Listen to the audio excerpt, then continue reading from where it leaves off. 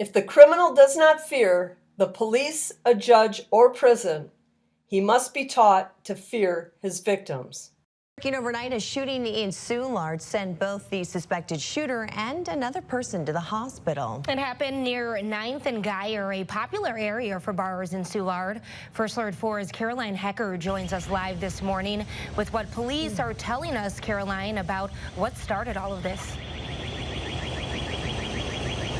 Well, good morning, guys. This all unfolded about 11:30 last night, so well before bar time, meaning there were people probably still inside the bars and out here on the street. And police telling us at this point, it sounds like this started as an argument, possibly over some sort of stolen cell phone. Now, it's not clear at this point if bar staff kicked these two men out of the bar, which got them out here onto the street, or if they came out on their own. But police telling us once they were outside here, a 28-year-old man shot a man in his 50s twice, hitting him in the leg. Now, that is when it gets a little bit strange. So police say once that took place, some bystanders, some Good Samaritans, police are calling them, restrained the shooter until police were able to arrive. But while they were restraining him, police say the shooter was bit by a dog belonging to one of the Good Samaritans. Now, both men then, the shooter and the victim, were taken to the hospital. They are both expected to be okay. But the shooting here near 9th and Geyer happening just a couple of blocks away from a rolling gun battle that happened here in Soulard just a couple of days ago. So coming up in about 30 minutes, we're going to take a look at the surveillance video that captured that shootout and a look at some of the crime stats so far this year in Soulard to see if perception of the violence that is happening here truly is reality. And in Danville, another person being arrested for strangulation after being shot. According to the Danville Police Department, 38-year-old Alexander Baldwin was arrested at a speedway after allegedly strangling and assaulting his girlfriend. Police say when they arrived, they found Baldwin with a gunshot wound to his hand. After investigating, police found that Baldwin had allegedly choked his 28-year-old girlfriend and threw her to the ground. After she regained consciousness, police say the two of them attempted to grab a pistol in the car they were using. After struggling, 2 rounds were discharged, resulting in Baldwin getting shot in the hand. After being taken to the hospital, Baldwin was arrested for wanton endangerment, strangulation, and assault. The victim in a deadly East Charlotte shooting has been identified. Police say 31-year-old Tavis Smith Hogan was shot and killed Thursday night. Officers got the call to Bonneville Drive around 11:30 p.m. No word yet on whether any suspects have been named. We'll update you just as soon as we learn more. Calm yet persuasive voices came from deputies circling a home in Grand Bay Thursday morning. Our main priority is whoever is in that inside that house. We want to ensure their safety. The Mobile County Sheriff's Office says a shooting led to a standoff at a house on Crawford Lane. Corporal Lonnie Parsons says 3 people were inside the home. We attempted to help 2 individuals out of the house. It was then that we noticed that one of the individuals had been shot.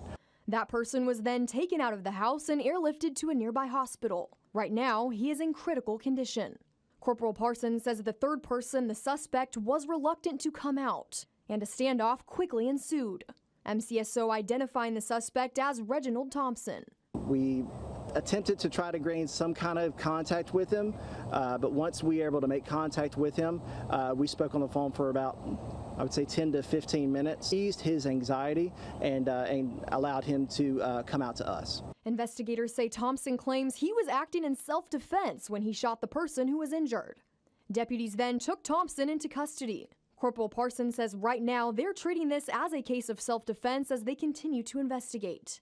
In the meantime, he says the way deputies engage in standoffs is calculated and strategic, and he's thankful this one ended the way it did. We had specialized individuals come out, our negotiators who are trained to speak with whoever's inside, ease their minds, let them know, hey, everything's going to be fine if you'll come out and we can talk about it then. We did have our SWAT team on standby. In the event that something did happen, we were fortunate that nothing did happen, and we were fortunate that we didn't have to use any kind of tactical elements such as flashbang. Meanwhile, MCSO says Thompson's case will be presented to a grand jury next. We'll update you on air and online at fox10tv.com as the investigation unfolds. Reporting live in studio, Ashley Mitchell, Fox 10 News. Some breaking news right now of a double shooting on Reading Road. Now, Fox 19 Now reporter Peyton Marshall is live at the scene. Just got new information from police. Peyton, what are we learning?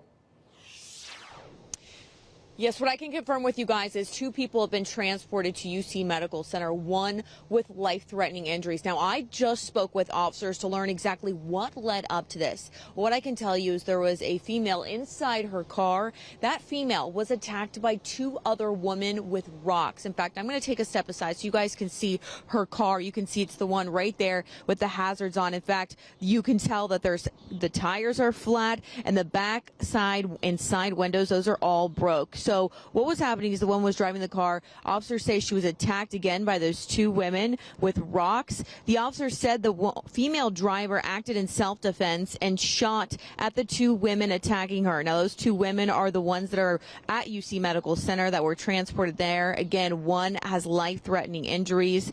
Again, the officer says that female that was acting in self-defense, she is currently being interviewed by officers at this time. Of course, we're going to keep you updated as well as their condition in the hospital. But you can see this is still very much an active scene. Caution tape is still blocking off just this part here off of Reading Road. We're going to keep you guys updated. For now, though, I'm going to send it back to you in studio.